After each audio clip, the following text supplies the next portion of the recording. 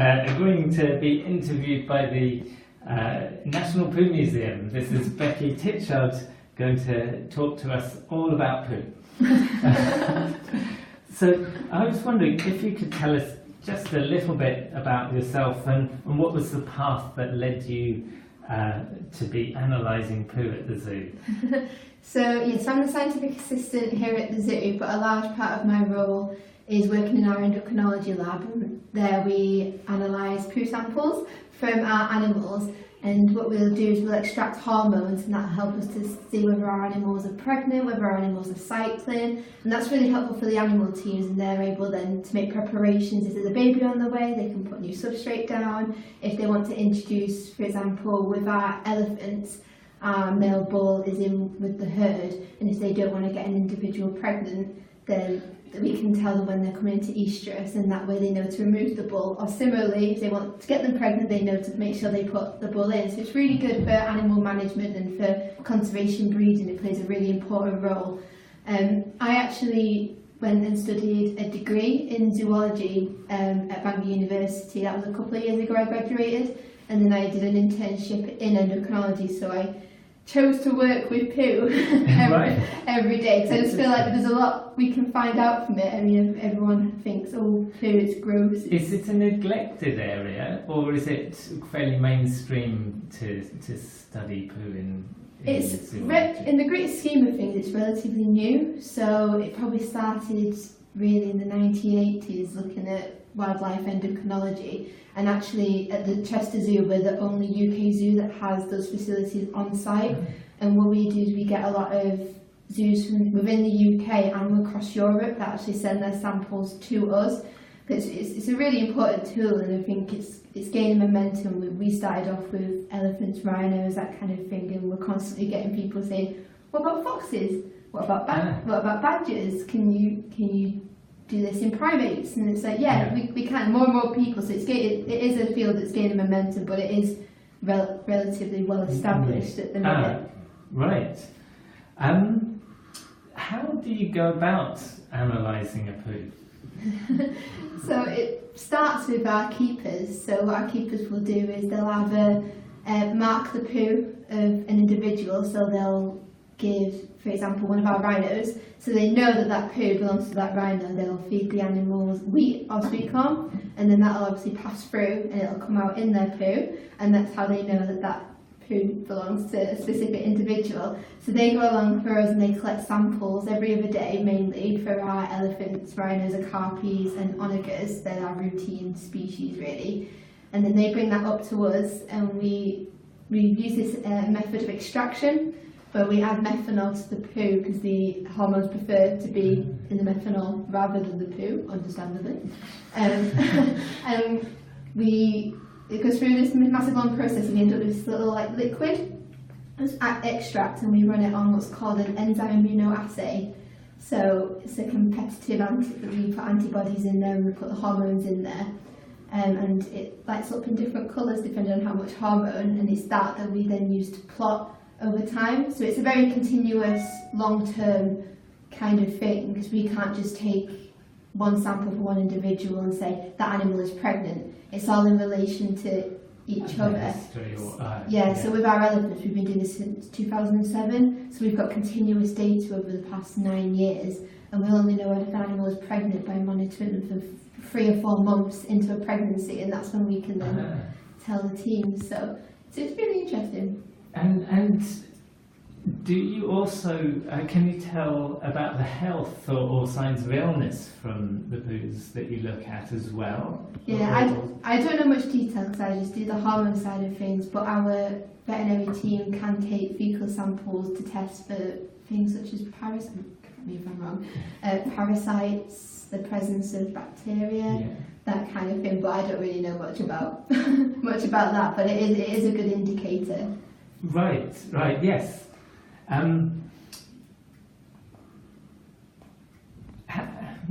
Have there been, this is a tricky one, have there been any cases where studying poos has given you some kind of new insight into the way that an animal's behaving? Also?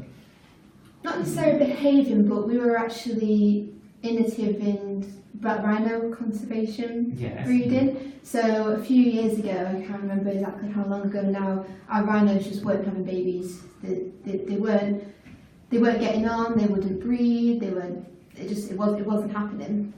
So Sue Walker, who's our head of applied science, actually came in and implemented this technique of analysing the poo and analysing the hormones and looking at our females and seeing how well they cycle, whether they were cycling, all this kind of thing, looking at the males as well and their levels of testosterone and perhaps were successful breeders, did they have any link with their hormones? And through doing that work, and it was a big PhD a couple of years ago that was actually implemented across Europe, a Europe-wide study, and through that we've actually been really successful with breeding rhinos because we're able to track these cycles, because rhinos will only get on, a male and a female, if the female's in estrus. Right. It can be very dangerous to put a male and a female rhino together if she's not ready. So through monitoring this, we're actually able to predict when the female is going to come into estrus, and actually then the keepers have a lot more confidence in putting those two individuals together, and therefore it's more likely to happen. And through that we've had, I can't remember how many now, like 5, 7 births, at least in the past 10 years, probably more to be. This is just numbers off the 7 individuals. We've actually just had one born in January, so that was our latest success. So it's enabled you to really sort of just see what's going on in a way yeah, that and you really couldn't boost the And numbers. And with that's- such a critically endangered species, it's important that the captive population is helping. Are they entirely captive now? Are there any in the wild now? Or Yeah, there's approximately 600 left black rhino. of eastern black rhinos left in the wild, but they are constantly being threatened with poaching and other threats. So the captive population is so important to help boost those numbers and actually save the species. And through doing all this studying this poo, we were able to assess how well they're performing and then identify areas where we can improve. And so we had a bit of a baby boom. Right, that must be kind of really gratifying to see that result from your studies. Yeah, Definitely. Yeah. 3 more. Well, actually, you've answered that one. We wondered how, when you collect poo from an enclosure that has more than one animal of the same type, how you know which animal it came from. But you said that you give one sweet corn to eat. For example, with our Ellies, we've got 3 individuals that we're constantly monitoring. So we have wheat and sweet corn. So one individual will be given sweet corn, one individual will be given wheat, and another individual, I don't think she has anything, but they can watch on CCTV sometimes. Right. And Or if she had neither wheat nor sweet corn, then maybe they'd know that was there. Yeah, exactly. So then they can go look around the enclosure, and if they spot a poo with a bit of sweet corn in it, they're like, clever, that's such a person. So a lot of people do that, but some people do it by the CCTV. So at the minute we're doing stuff with the cassowaries, which are birds, which you can't really. Oh, they're the big. Big giant birds, but we can't give them as part of their diet. They can't have it. So what the keepers will do is they'll look on the CCTV, see who did it when, and then go in the enclosure that one, and they'll go pick it up that way. So there's lots of different ways we can do. We've used glitter in the past as well, so look for the sparkly poo. I saw that, and do they sparkle? Because I saw that was available online, but it says this is not. We cannot condone eating this. It will make your poo sparkle. And does the smell or the yuck factor ever put you off your work? And what's the worst poo situation you've ever found yourself in? It doesn't put me off. Some people, when I say to my friends, I work with poo all day, every day, they're like, oh, how can you do that? But when you know the end result is a baby rhino or a baby elephant, and I remember the first time I diagnosed a pregnancy in a black rhino, I was running around the lab going, oh my god! You don't think the fact that you just spent 2 weeks literally sifting through poo, like 8 hours a day, it doesn't even cross your mind the fact that you've got that baby, and it's a brilliant end product. And as for yuck facts, it's got to be carnivore poo. stinks, it's sloppy, it's got bones and fur and bits of animal in it, and not my best, not my ideal situation to be in. But again, if it helps make babies, and yeah. And how do you see the future as scientific developments affecting your work? Are there any new techniques coming along at all? Or at the minute we're trying to, because the technique that we use to the extraction process and how we get the hormones out of the poo, that's brilliant, that works fine. But what the technique that we use to analyse it is a very limited resource, so we use antibodies and they're finite, so we're going to run out eventually. So what we're looking at is trying to develop new techniques that will actually, we won't need those antibodies, so stuff like HPLC, which I can't remember what it stands for, yeah. But that's what we're kind of working with other collaborators and trying to develop this technique, and then we can kind of go down that route and we won't have to so rely. real research, well, the whole thing is a big research Yeah, so project. it'll take time, and we've been working on it for years, so it's no quick fix, but that will really help us. And at the minute we're taking it into the field now, so at the minute we have to freeze our samples straight away. I mean, in a zoo environment it's quite easy because the innkeepers clean them out every day. Yeah. It's only going to be really 24 hours max that you're going to be delayed from a poo.